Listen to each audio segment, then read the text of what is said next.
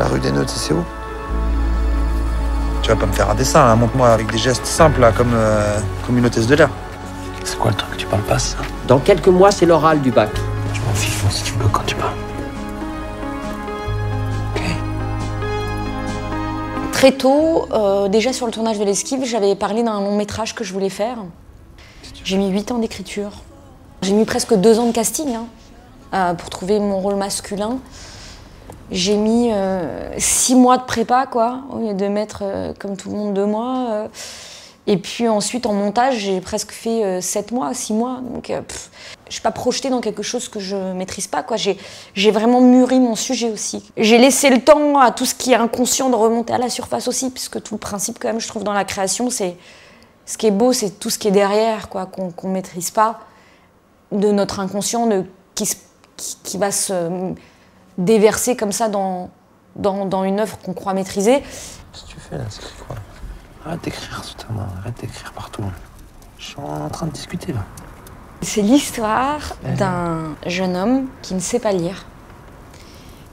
Vas-y, mais si, hey. Et qui va le cacher à sa petite copine. Tu veux pas essayer de causer?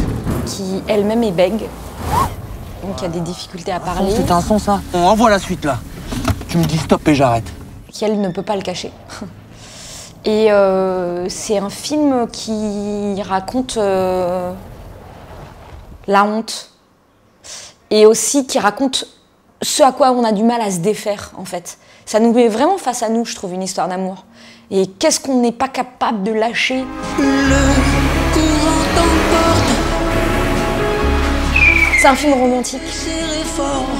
Il y a une telle vitalité, je trouve, dans le romantisme, avec ce qu'il y a de violent de la vie, et en même temps ce qu'il y a de généreux, qui embrasse la vie, qui la mange, et que le cœur est toujours le premier, quoi. Parce que l'intelligence, c'est souvent pour se cacher, je trouve. C'est-à-dire que même les metteurs en scène intelligents, ça me fait chier. Moi, n'importe quel artiste, moi, j'ai besoin de sentir que le mec, il sort son cœur et qu'il le donne, quoi. Et cette sincérité, c'est une manière de transmettre de la vie, quoi. Je pense que l'art, il doit donner envie de vivre. Vraiment. Que ce soit une peinture ou un truc, ça doit connecter à la vérité. Je sais pas si l'homme, il est fait pour vivre dans une société organisée comme ça. Ça étouffe pas mal les pulsions animales, quand même.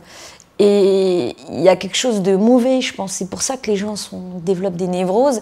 Et l'art, pour moi, doit faire comme une piqûre de vérité, de sens, de sensoriel, d'émotion et tout ça, et qui nous ramène à une vérité de ce que c'est que vivre, vraiment. Peut-être tu peux m'apprendre un peu, tu vois, à mettre des lettres ensemble, pour faire des mots ou des mots en entier. Tu peux garder le secret?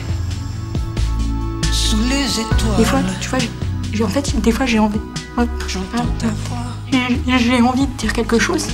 Quand il y a quelqu'un qui t'impressionne, il faut que tu l'imagines à poil. Moi, j'avais pas prévu de jouer dans mon film. Puis au final, le destin a fait que ça s'est passé comme ça. Et puis je me dis que ça aurait pas pu être autrement.